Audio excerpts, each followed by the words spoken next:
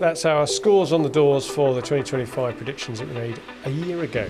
Meetings and things now, you can interrogate huge amounts of data with AI, natural language, whilst having a meeting. There's certainly an anxiety about losing jobs because of AI. I think you've got to be quite intentional about trying to detox from technology. What do we think is going to happen in a year's time?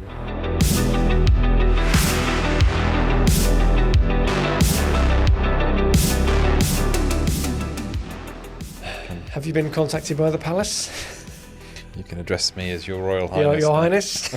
Sorry, Your Highness. Have you been contacted by the palace? The king of SMEs. Yeah. That was interesting. I haven't seen you so smart for a long time. It was a late night creativity session. That was. It'd be really interesting to see the feedback we get on that. 99% organic. So if anybody's not sure what we're talking about, it was episode last week that went out on Christmas Day. Christmas Day. So I thought as it landed on Christmas Day. It was Richard's King's speech. We would do the King's speech. A rallying cry, I thought. It brought me a tear to my eye as it... A glisten. It did. It got the whole of the SME community stopping and looking at the radio. Reflective and but also responsive at the same time. Well done.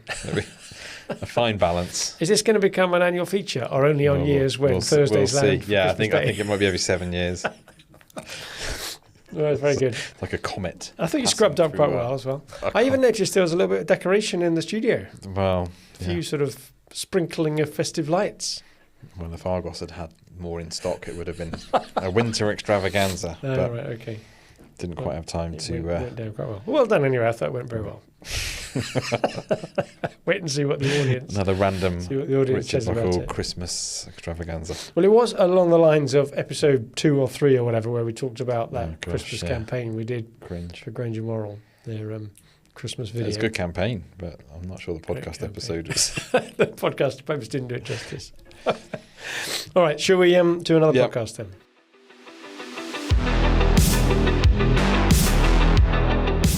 Hello and welcome to another episode of the SME Growth Podcast from Wellmeadow, where every week we try to come up with something useful or interesting for owners and managers of small and medium-sized businesses. And I'm sitting here leaning on the table and it's very squeaky. It's very squeaky. That was rather distracting me there. I just moved myself off the table. Anyway, it's me and Rich again, and this year we are 1 year on from an episode we did almost exactly a year ago, back in episode 98. We're episode 153 today. And last year, we gave some predictions of the year ahead. So we thought we'd better come back and mark our own homework and then go again and see what was going to happen next year. So episode 153. But what were the last 3 episodes, Your Highness? That's going to stick with you. 152 was the King's speech. Are you King Richard, by the way, or King Dick? Oh, I don't know. It depends who you're asking, Richard. probably. Richie. It depends who you're asking. King's speech, a rallying cry for SMEs. 151 was 2025 in review. Yeah. Our take on the year. Try to be a bit positive in bits of it, but a bit of crying in our beer at the same time.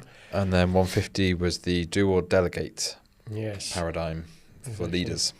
It will take me longer to explain it to you than do it myself. It's probably not a good growth strategy. No. So that's the motto. He tells himself. Did I look as if I was believing what I was saying there? Preacher, heal thyself. Yes. So do or delegate. So do or delegate. Do or die. Right, good. Thank you very much. So, I can't believe that. Episode 98, back in the 2-digit episodes. Rookies. They say from the lofty. Rookies. Well, we didn't know what we were doing back then. Hadn't even done 100. Exactly. So episode 153, clearly we're experts. But we went through a list. I think we both did a bit of a short list and took it in turns, didn't we? And I can't quite remember now who said which ones. So we'll just go through them all and see how well we think we did. And we did ask an independent scorer in ChatGPT to say how well do you think we did on that prediction based on everything that's happened since. So should we take them one at a time? Go on, you go first. So the rise of digital twins. So we've talked about this a little bit with HeyGen and My Digital Twin. Doesn't doesn't make an appearance that often, but No, when he does, he's a showstopper. it exists. He exists. Yes. And you have built a bit of functionality into HubSpot to get it to say, reach out messages. Yep. So you can do that now, integrate HeyGen into HubSpot. I don't think it's quite hit mainstream yet. I think it's a little bit of a solution looking for a problem, to be honest. And the one that seems to be resonating when I talk to people is post-exhibition. So if you meet 1,000 people or however many hundreds of people at an exhibition, you're like, well, who was Bob? Well, if Bob sends a video saying, hey, it was great to meet you at the show, and I'm Bob. Then you might remember who it was. So that's a good, and I think some training and things like that. But it's I think the whole AI thing really, you're in that kind of laminar space, aren't you? Between it. Do you think it's better to have a photorealistic version of yourself, which brings up all the questions about authenticity and all that, or one of these ones that I see HeyGen do them? I think Zoom do them as well. Like an avatar. Where you get an avatar, which is almost cartoony. I know people feel more comfortable with that. Well, you're not passing off as the human. You're saying, here's a cartoon version of me, but it's still going to have my voice potentially, and it may say what I might say. I'm not sure if I'd probably prefer that. I don't know. I know some people do. I know some people have done that for their Christmas messages, used avatars of their stuff. Interesting. Just so that they don't have that kind of... So I think there's more to come on digital twins. I think we got to score a 6 out of 10 on this. Yeah. In terms of how we predicted the rise of the digital twin. Not quite got there, is it? I think it's a good example of one of those things that just because you can do it doesn't mean you should. Yeah. A bit like 3D graphs in Excel, as they say. It's not necessarily better. Yeah. But, maybe it finds its niche. There was an example we talked about before about preserving knowledge in companies, wasn't there? And I think that could really work. The expert. I think from a knowledge-based point of view as Ask Bill, who retired 100 years ago, what would he have done type of thing. And it's like something out of sci-fi, isn't it? They find the old disc and turn it on. Reboot like, Rich. How? The 2025 edition. Yeah. Hi. Just me as a hologram. So in our first one then, we scored ourselves 6 out of 10. 10, yeah. Did we do any better on the next one? Which was all about AI-enhanced communication. So remember I was talking about the fact that, the royal family walk around with some equerry or whatever on their shoulder, whispering, this is Mr. Buckle, and he's married to your children name. He's one of you. He voted for you. You're a king. I didn't vote for no king. That's a Monty Python line. So the idea was that somehow AI would be able to listen into everything you're doing and prompt you. 80 out of 10 we got for this. Yeah. I think there's more of it coming. Zoom, again, AI companions. I've not seen so much of the live stuff, which is what Zoom's working on. Yeah. But there are bits of it coming around now you're hearing more about. So I'm interested to see where this goes. I think there's more of it to come. Maybe if you imagine with your AirPods in or whatever, it can be simultaneously giving you the background of stuff. You certainly get it very quickly after the meetings, but not so much the live in voice terms.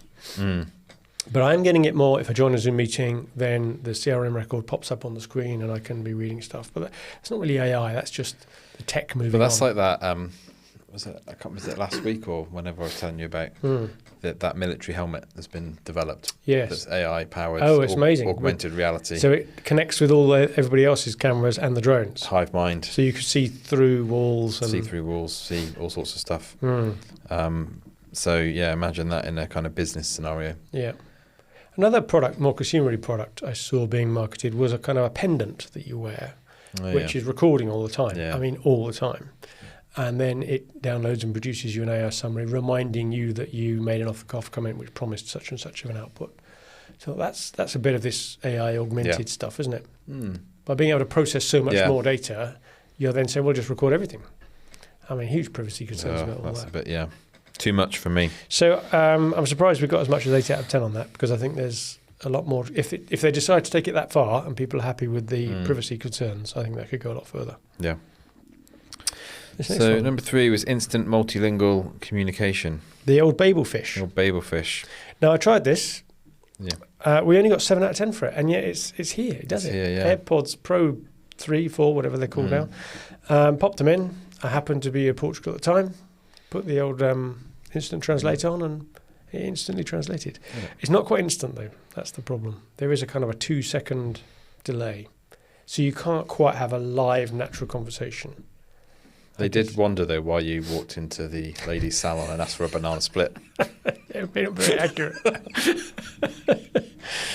Yeah, I'm not sure what use it really had, given that everyone in Portugal could speak English anyway, and I can't speak any Portuguese.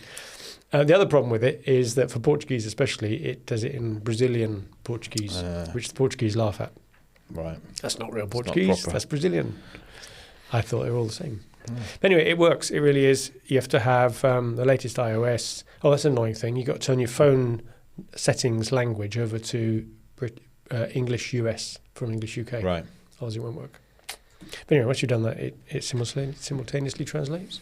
So the future has arrived on that one. I think if they can get it to be locally processing rather than going through the cloud and get rid of that 2-second delay, get it down to something a bit more usable.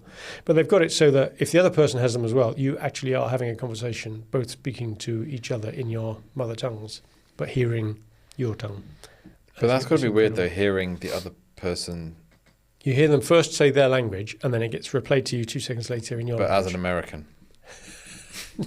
You could choose the voice. Could you choose their voice? Could it pick up on their wave? Because that would be better, No, you could choose one. I've chosen British English 4 as the voice, even though my language settings are US English, which is a South London street accent. Exactly. Cockles and bells. So ChatGPT only gave me 7 out of 10 on that. I should tell it. Well, I think when it actually could take your voice and process that, Apple, if you're listening, you heard it here first. Okay. Then. Well, surely the tech's there for that, because you can do agent, right? You can get it to model your voice. So I think that would make more sense. So that would certainly work. And then if they can cut down the lag. Yeah. I know 2 seconds doesn't sound a lot, but it's just enough to make a conversation disjointed. Get on it. Okay. Go on then. Autonomous data understanding and storytelling.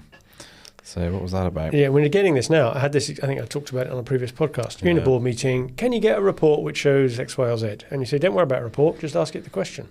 Yeah. So you just go to the assistant in your CRM of choice and say, tell me the last time, how many customers haven't been met for 3 months? Or tell me the last time Fred went out of the office, or who is the most likely customer to have a requirement based on their traditional buying cycles and when they last purchased from us, or whatever. Come up with your own question. And I do it in demos now when I'm showing people HubSpot for the first time. I call up I did it this morning to a chap called James. If you're listening, sorry for using you as the guinea pig. But I called up his contact record in our CRM, and I just typed into the assistant, how likely do you think James is to buy HubSpot, having heard everything he's heard? This was the third meeting maybe. Yeah. And it came up with this, James is very positive about it. He's just got to check a few things with his colleagues, but he's almost certainly going to be going ahead in Q1. So I played it back to him. I said, is that true, James? And he said, yeah, pretty much, yeah. Quite an interesting device. No, it's really, I think that's where this, it's becoming, AI was a little bit gimmicky at the start, wasn't it? I think we talked about this before. Where didn't know what to use it for. Didn't know what to use it for, so you make a poem about, I don't know, making a cake or something. But now it's actually kind of starting to really get useful. It reminds me a bit of the famous apocryphal quote from the chief exec of IBM back in the 60s when they had mainframes. He said, well, we'll never need more than 10 of them because that will store every single phone number for everyone on the planet. Why would you need more than that? Simpler times. Yeah, but already we're having this sort of commentary, the AI summary of graphs on top of dashboards, and it doesn't talk about everywhere, it talks about the key points. Yeah. If you were to have a 30-second pitch of everything you need to talk about on this page, what are the headlines? But it is, and it's got to drive productivity, hasn't it? In terms of meetings and things, now you can interrogate huge amounts of data with AI, natural language, whilst you're having a meeting, whereas before it would have been someone's job, go away and find the answer to that. Whereas now you're like, no, we can get the answer whilst we're sitting here discussing it, make a decision, move on. Exactly. Well, I think we do that naturally in a meeting. In the old days, let's just Google that. Now let's ask ChatGPT that. Imagine if it's just listening in and suggesting. It can tell when you've asked a question. Oh, we can have it running in the podcast here, like a studio assistant. What was that film? The thing where the such and such and the what's his name and the alien comes out of the stomach and all that. Alien. And it will come up and it's actually. I gave you an easy one. That was that one. So that was autonomous data understanding. Okay, next one, number 5. Oh, sorry, we got 8 out of 10 for that. 8 out of 10. Didn't we do well on that one? Yeah. We're well and truly ahead on that. It says this is one of your strongest hits. We should start what would you call it, like a future lab or something, shouldn't we? Yeah. A think tank. Put bets on it. Okay. Natural language automation. Well, we did a couple of episodes on this, on vibe coding. Vibe, yeah. And we've just been, it's incredible. First time we encountered that would have been, Q1 this year, maybe, into the early Q2? Early Q2, probably. And just this thought that you could say, write me a program that does blah, and you just list what you want it to do. And a couple of minutes later, there it is. Incredible. And then you say, I don't quite like that. Can you make it do this instead? And that annoys me when it does that. It deletes everything. And it deletes it all and starts again. So once again, we only got 7 out of 10 on that, but the whole vibe coding thing has really taken off this year. And notice now in HubSpot, it's rather annoying actually, but every time you go to create a new property or a new workflow, it first up comes with the AI prompt. Yeah. Just tell me what you want. And I'm saying, I don't want to tell you what I want. I know exactly how to push the buttons. I'll do it myself, longhand. But if you want to, I suppose it's more accessible. Just click the button, describe it, and then it appears. Indeed. So that was number 5. 7 out of 10 we've got for number 5. Number 6, I think that was my performance enhancement and workplace pressure. Is this where you talked about microdosing? Microdosing. And I furrowed my brow, wondering whether you were speaking from experience, which you adamantly denied. Yeah, not recently. That wasn't micro. That wasn't micro, no. Yes. Check with our lawyers. I'm just joking. Yeah, exactly. Yeah, obviously joking. So that was about people taking. We got 5 out of 10 on this. Yeah, it's not really. Hasn't hit mainstream. No, I wonder whether AI is kind of taking some of the pressure off. People have got AI now rather than having to. So that's our new performance enhancer. Yeah. Until everybody reaches a level where they've all got it, and then you maybe got another step change on it. But it was to come, maybe. Yeah, I still think that's going to be a huge thing, though, isn't it? Like smart drugs, particularly in terms of tailored medicine. Well, you're certainly getting that, but not so much for performance improvement and performance enhancement in that sense, is it? It's more about disease, curing diseases and prevention, maybe. Maybe I need to start making the tea again. Ever since Richard stopped making the tea, the mood in the office has gone down. Well, I had some vitamin D yesterday, so apparently I feel a bit under Just weather. Yesterday? Well, yeah, for the first time. Yeah. Does that how it works? I'm very sensitive to the sun. Get moonburn. You just come out and in one dose. Well, no, I had some vitamin D supplements that my mum gave me because I was a bit under the weather. She didn't give me very many because apparently it's quite expensive, vitamin D supplements. You can buy it though, yeah. It's like a droplet. So she goes, you put it on your hand. So she put 3 drops on my hand. I thought, what's going on here? Really? Felt like I was about to do some, like an old Victorian, about to do it's not snuff or something. But no, you're just supposed to lick it off your hand. But you can just have a tablet with it in. Yeah, but this was special drops with special vitamin D, sort of special Australian vitamin D. K2 on bottled it or Australian sun or whatever. It's like hardcore. I have a daily multivitamin fission. tablet that's got vitamin D in it. Yeah, costs me not a lot at all. 20 quid for 6 months. Wow, you don't tell me I've got the cheap stuff. Well, it's just going right through you, isn't it? Probably. Yeah, that's a problem. If you have too much, it is. Thank you. Expensive wee. So. Next one was wearables that do mood tracking and a bit of task management. And I think that's partly that pendant thing I talked about, where it's listening in, working out going. It hasn't really. Wearables are still pretty much watches. That ring, you can get the ring, can't you? Which does the heart rate sensing and sleep sensing. But is it Apple are doing the new glasses, spectacles? Don't know. Someone was telling us about it the other day. With or without the camera. So you don't have to have the camera in, which is the bit that Google Lens got a bit of a thing about. But just projecting an image on the inside of the glasses lens. Right. And that apparently is due for release next year. So that will definitely be one of our predictions for the new year. Some sort of augmented reality. That's always been... It's a wearable screen, so you can use it either as augmented reality or just having a screen that's in front of you rather than in the palm of your hand. So I suppose you could have it for things like directions, or it could look up the name of who you're talking to or whatever. If it's got the camera. I've always thought it'd be great in a factory, wouldn't it? You could walk around with a pair of augmented glasses and just see the kind of speeds and feeds and where's the breakdown, where's the capability drifting, OEE is and all that as you're wandering around, just looking at machines and it's all just popping up. Oh, I can see you've got that whole monitor report thing going on there. Yeah. So I'm not sure wearables. Where's wearables going to go next? I'm not sure. Beyond watches, glasses, rings, pendants. They did talk about having sort of stuff woven into shirts, didn't they, and all that, but not seeing that going. Just have to do the sweat check. The sweating. Yeah. They're working. Yeah, unless you're Andrew Mountbatten Windsor, who famously doesn't sweat. He doesn't sweat, yeah. Now, this next one, I think, was hope rather than expectation. We predicted that life would get simpler because of all the tech. It's too early, maybe. Maybe we're ahead of our times. I don't think it's got simpler at all. You don't think? I think a bit like any other labour-saving device, you just spend your labour saved on something else. So I use Fixer. We've mentioned it before. Yep. It's all over Instagram, isn't it? And LinkedIn, the thing that triages your emails for you and writes your responses and all that. It claims to save me an hour a week. It possibly has done, not denying it. Sorry, an hour a day. An hour a day. Nearly a day a week. 5 hours, 6 hours. So I don't deny it's probably saved me that amount of time, but am I taking Friday afternoons off? No. Am I? Heck. No, I'm just doing more stuff. So I think we're all becoming more productive. And yet why isn't that showing up in the country's productivity stats then? It must be happening, right? Or is it still only the SMEs that are allowed to use it and not enough of us? Possibly. So simpler living, digital detox. Although the Australians have banned social media for kids. It's kind of it's a big issue, that, isn't it? Because it's all about. They can all get around it, can't they, or something? Well, probably kids always find a way, don't they? They Lie use Google Sheets, age. don't they, to smuggle messages to each other because you can't Snapchat? track that in an email. Yeah. Just use a cell in a Google Sheet. Nice. But sneaky top tip there. Don't let your kids listen to that one. Oh my God. But I mean, I think some of this has got to be a little bit intentional, hasn't it? Like if you want to, like digital drift, as it were, will just happen, won't it? And you'll end up with I think you've got to be quite intentional about trying to detox from technology. Yeah, I think the idea of going on a walk and going somewhere without reception. Going on a retreat, that's something I might do in 2026.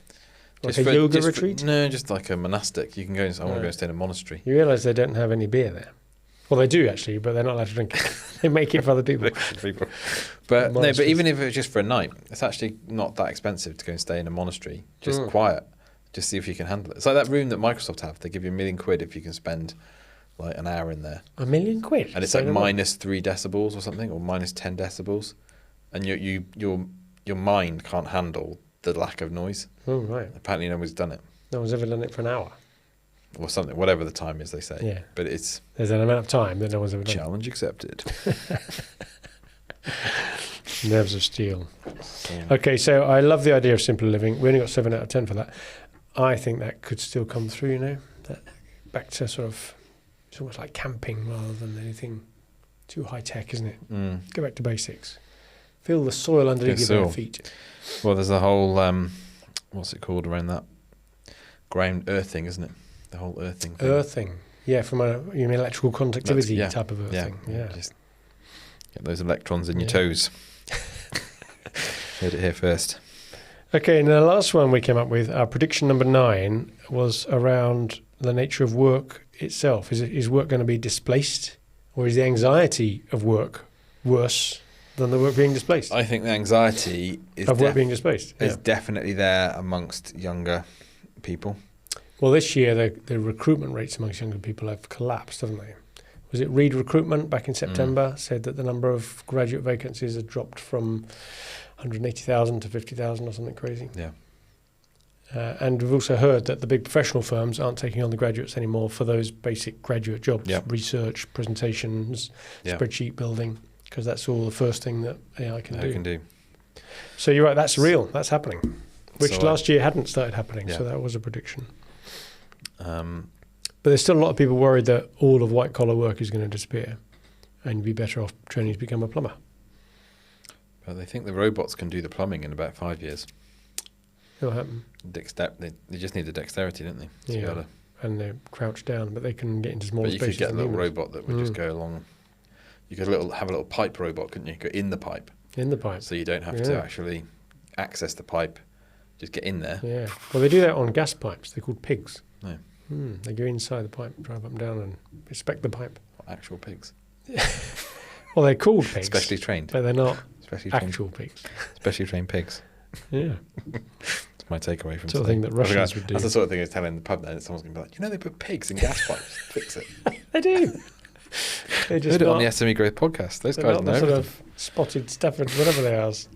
They're little robots. I think there's certainly an anxiety about losing jobs because of AI. The economy is also a bit flat, so that's causing a bit of a problem itself. The younger people certainly are already losing opportunities. So where's that going to go next year? More of the same, I would have thought. Saunas. Wild saunas. Wild saunas. You still haven't found that video of me, have you? No. I'm thankful to say. Because I'm not on social media, that's why. Oh, well, there you go. It's part of my, Section 8 simple living. Simple living, yeah. Go back one. Deconnecting. I'm a But big maybe fan of those saunas. two... Well, you maybe can't those- get a robot to do a sauna, can you? You need to... It's about physical you Blow on being you. there. Like go to the Sahara and get this little blast of hot... That's it. That's dry air. You don't want that. Yeah, true. Okay, so we got 7 out of 10 for that. So overall, I think our best prediction, we had 2 8 out of 10s according to the AI scoring of our predictions. We gave it our transcript. The first one was the AI enhanced communication, where Zoom is helping you summarize meetings. I've got to say, Zoom's or Fathom's meeting notes, damn sight better than meeting notes I ever took, don't you think? They're It amazing. picks up on all sorts and nuance and all And picks as up well, reactions. because you start using them, we're using them now, aren't we, to get the AI in HubSpot to summarize the Fathom notes, Yeah, stick it into properties, yeah. and then fire that into quotes. That's the mixture of the agentic, so it's And doing it's just stuff, like- yeah, saving the results, helps come up with all the needs and pain points in a proposal. Very good. And then the other one we got 8 out of 10 on was the autonomous data understanding, just using natural language to ask what's going on around here then, rather than producing a graph. And the worst one was taking drugs at work. Yeah, And I'm not sure if I was disappointed or happy about that. yeah, I think I'm going with happy.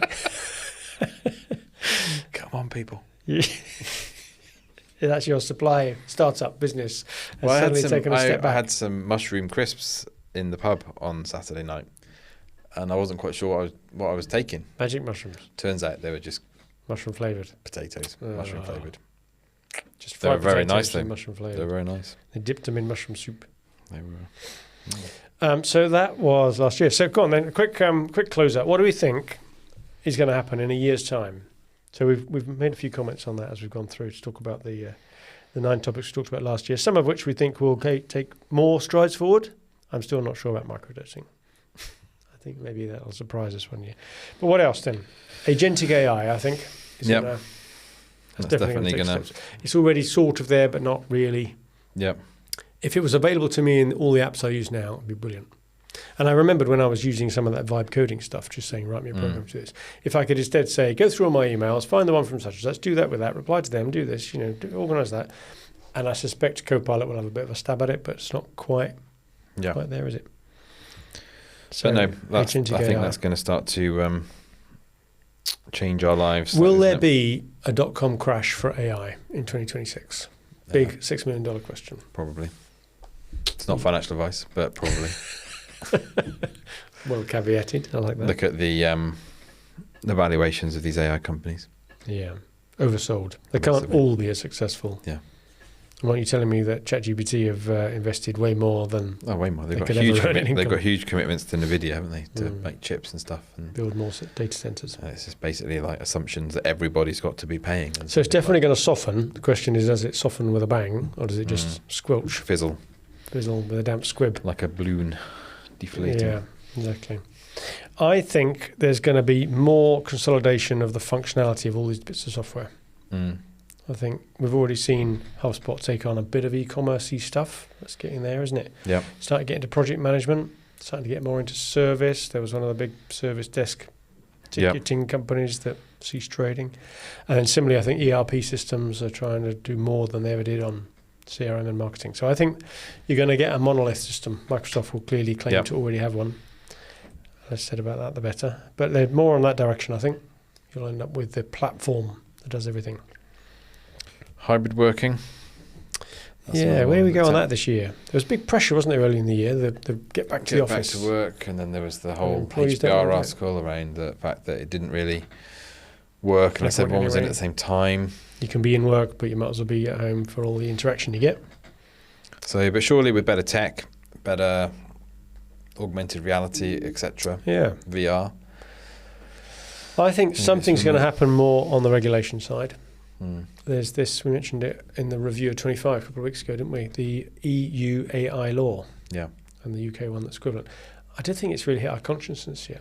Because we don't build AI models, it's probably not as impactful. But apparently even using them, there's certain things you got to do And even here in the UK on our little island, we are Mm. also subject to it if you sell to the EU.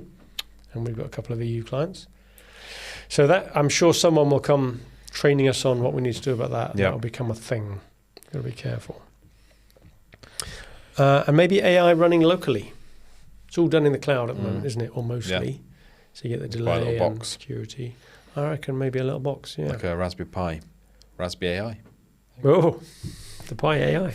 AI Pi. AI Pi. I'll have a slice of that. Yeah, I think then that gives you a lot more privacy, maybe a bit more speed.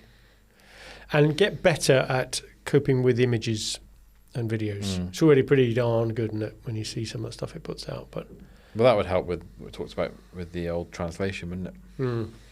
The little... Yeah. What, because it's looking at the person speaking? Well, it could do, I guess, couldn't it? Do the lip reading Yeah, thing? the old For lip reading. listeners, Richard just did a bit of mouthing of a word there. I haven't got a clue what he said. But maybe it would be like mobile phones when they start. You've got to carry around like this little computer, like little... Oh, in the old days, Like where the it old was like days, the a size big of a car phone. battery. I was like, what have you got there? I've got my AI Oh, with I've me. seen this. Seen this AI? It's amazing, isn't it? It's my digital twin It was in a like box. some 80s music. Like, da-da-da-da-da-da-da.